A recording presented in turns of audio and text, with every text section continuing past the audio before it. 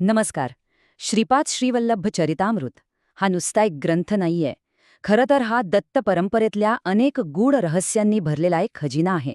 आणि याच खजिन्यात दडलेलं एक आश्चर्यकारक रहस्य म्हणजे भगवान श्रीपाद यांनी स्वतः सांगितलेल्या त्यांच्या भविष्यातील अवतारांबद्दलची भविष्यवाणी. चला तर मग आज आपण याच दैवी संकेतांचा अर्थ समजून घेऊ. आपल्या या अद्भुत प्रवासाची सुरुवात होते मरुत्व मलईच्या त्या शांत आणि रहस्यमय गुहांमधनं. ही फक्त एक जागा नाहीये, ही सिद्ध पुरुषांची तपोभूमी आहे, जिथे आजही त्यांची ऊर्जा आपल्याला जाणवते.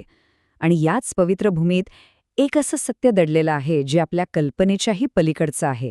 आपल्याला माहितीये, प्रत्येक महान सत्याचा उलगडा हा कुठल्या तरी एका साधकामुळेच होतो. आपल्या या कथेमधले ते साधक आहेत शंकर भट्ट. त्यांची ही केवळ एक तीर्थयात्रा नव्हती, तर जणू काही नियतीनेच आखलेला एक मार्ग होता, जो आपल्याला त्या दैवी रहस्यांपर्यंत घेऊन जाणार आहे. चला आपणही त्यांच्या या प्रवासात सामील होऊया. तर ही गोष्ट आहे शंकर भट्टांची. ते एक सामान्य देशस्थ कर्नाटकी ब्राह्मण होते आणि उडुपीला गेले होते श्रीकृष्णाच्या दर्शनासाठी. पण बघा, ईश्वराची योजना काहीतरी वेगळीच होती. तिथे त्यांना थेट दैवी आज्ञा मिळाली की परमेश्वरीच्या दर्शनासाठी कन्याकुमारीला जायचं. आणि खरंच, जेव्हा एखाद्या साधकाच्या प्रवासाची दिशा स्वतः ईश्वर ठरवतो ना, तेव्हा तो प्रवास कधीच सामान्य राहत नाही. त्या गूढ गुहांमध्ये शंकर भट्टांची भेट एका अत्यंत तेजस्वी वृद्ध तपस्वींशी होते. ते तपस्वी त्यांच्याकडे पाहून फक्त एक स्मितहास्य करत नाहीत, तर त्यांच्या मनातले प्रश्नही ओळखतात. ते म्हणतात, बाळा, तू खूप धन्य आहेस. ज्या दत्तात्रेयांचा तू शोध घेत आहेस ना, तेच तर या कलियुगात श्रीपाद श्रीवल्लभ या नावाने अवतरले आहेत. आणि हाच तो क्षण होता जेव्हा शंकर भट्टांच्या शोधाला एक नवी दैवी दिशा मिळाली. त्या तपस्विनीन शंकर भट्टांना फक्त माहितीच नाही दिली, तर श्रीपाद प्रभूंची शक्ती आणि त्यांची करुणा किती अगाध आहे हे सांगणारी एक कथा सांगितली. ही कथा आहे एका अशा साधकाची ज्याच्या ध्यानाने त्याचं रूपच बदलून गेलं. ही गोष्ट आहे व्याघ्रेश्वर शर्मा नावाच्या एका साधकाची.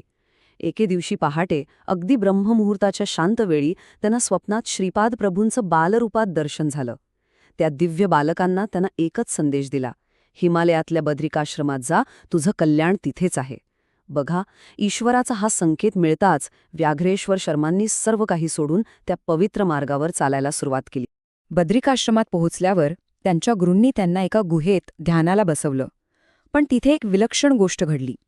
ध्यानात व्याघ्रेश्वरांचं मन एका वाघाच्या रूपावर इतकं एकाग्र झालं की त्यांच्या विचारांची शक्ती त्यांच्या शरीरावर परिणाम करू लागली. आणि अखेरीस काय, त्यांची इच्छाशक्ती इतकी प्रबळ झाली की त्यांना खरोखरं वाघाचं रूप मिळालं. यातून एक गोष्ट शिकायला मिळते, आपल्या ध्यानामध्ये आपले विचारच आपलं वास्तव घडवण्याची ताकद ठेवतात. बरोबर 1 वर्षाने जेव्हा त्यांचे गुरु परत आले, तेव्हा त्यांनी त्या हिंस्त्र पशुकडे नाही पाहिलं, तर त्यामागे जो आत्मा तडफडत होता त्याला ओळखलं. त्यांनी जाणलं की हा दुसरा कोणी नसून व्याघ्रेश्वरच आहे. त्यांच्यावर अपार करुणा करून गुरूंनी त्याला मुक्तीचा मार्ग दिला. तो मार्ग म्हणजे एक मंत्र, श्रीपादराजम शरणम प्रपद्ये. हा केवळ एक मंत्र नव्हता, ती श्रीपाद प्रभूंपर्यंत पोहोचण्याची जणू किल्लीच होती. तो तारक मंत्र मिळाल्यानंतर पुढे काय झाले असेल? चला आता आपण त्या क्षणाचे साक्षीदार होऊया, जिथे एका भक्ताची आर्त हाक आणि भगवंताची अथांग करुणा यांचा अद्भुत संगम होतो. व्याघ्रेश्वर वाघाच्या रूपात कृष्णा नदीच्या काठी बसून अत्यंत आर्ततेने त्या मंत्राचा जप करू लागले. त्यांची ती हाक थेट कुर्वपुरात बसलेल्या श्रीपाद श्रीवल्लभांच्या हृदयापर्यंत पोचली. ते म्हणाले, माझा परमभक्त मला बोलावतो आहे. आणि क्षणाचाही विचार न करता ते नदीच्या प्रवाहावर चक्क चालू लागले. आणि काय आश्चर्य, जिथे जिथे त्यांचं पाऊल पडत होतं तिथे तिथे पाण्यावर दिव्य कमळ उमलत होतं. ही केवळ एक लीला नव्हती, तर भक्तासाठी धावून येणाऱ्या भगवंताच्या करुणेचा तो खराखुला साक्षात्कार होता. आता विचार करा, ज्यांच्या एका पावलाने पाण्यावर कमळ फुलतं, ज्यांच्या नुसत्या अस्तित्वाने अशक्य गोष्ट शक्य होते, त्या श्रीपाद प्रभूंचे शब्द किती सामर्थ्यवान असतील. तर आता आपण त्यांच्या त्याच शब्दांकडे, म्हणजेच त्यांनी भविष्याबद्दल केलेल्या भविष्यवाणींकडे वळणार आहोत. हा प्रश्न आपल्या सगळ्यांच्याच मनात येतो नाही का, की ज्यांच्याकडे एवढी असीम शक्ती आहे त्यांना भविष्याचा वेध लागला नसेल का? त्यांनी येणाऱ्या काळाबद्दल नक्की काय संकेत दिले असतील? कारण त्यांचे शब्द हे फक्त शब्द नव्हते, तर ते काळाच्या दगडावर कोरलेलं भविष्य होतं. आणि त्यांची पहिली भविष्यवाणी ही ऐकून तर खरंच अंगावर रोमांच उभे राहतात. त्यांनी काय सांगितलं? ते म्हणाले, धर्मग्लानीच्या काळात मी महाराष्ट्रात छत्रपती शिवाजी महाराज म्हणून अवतार घेईन आणि सनातन धर्माच्या रक्षणासाठी हिंदवी स्वराज्याची स्थापना करीन. जरा विचार करा, एका अवताराने दुसऱ्या महान विभूतीच्या कार्याची घोषणा केली होती. हे म्हणजे अध्यात्म आणि इतिहास यांना जोडणारे एक असं अद्भुत वचन होतं.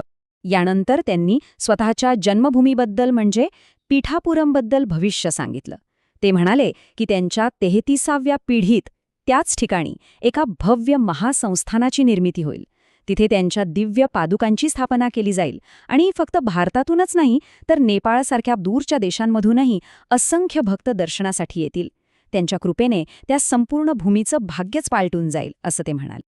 ह्या मोठ्या ऐतिहासिक भविष्यवाणींसोबतच श्रीपाद प्रभूंनी प्रत्येक सामान्य भक्तासाठी एक असं वचन दिलं आहे जे आजही ह्या क्षणालाही आपल्याला धीर देतं. हे वचन म्हणजे त्यांच्या करुणेचं आणि प्रेमाचं खरं सार आहे. आणि हेच ते शाश्वत वचन आहे. श्रीपाद प्रभू म्हणतात, मी माझ्या भक्ताच्या हाकेची नुसती वाटच पाहत असतो. त्याने माझ्याकडे फक्त 1 पाऊल टाकावं, मी त्याच्याकडे 100 पावलं चालून येतो. हे केवळ शब्द नाहीत, तर प्रत्येक भक्ताला दिलेलं एक अतूट आश्वासन आहे की तो कधीही कुठेही एकटा नाही. श्रीपाद श्रीवल्लभांचं चरित्र आणि त्यांच्या या भविष्यवाणी आपल्याला एकच गोष्ट पुन्हा पुन्हा आठवण करून देतात की ती दैवी शक्ती नेहमीच आपल्यासोबत आहे. गरज आहे ती फक्त आपल्या एका पावलाची, आपल्या एका हाकेची. त्यांचं हेच आश्वासन मनात ठेवून आपण हे विवेचन एका पवित्र प्रार्थनेने संपवूया. श्रीपाद श्रीवल्लभांचा जय जयकार असो.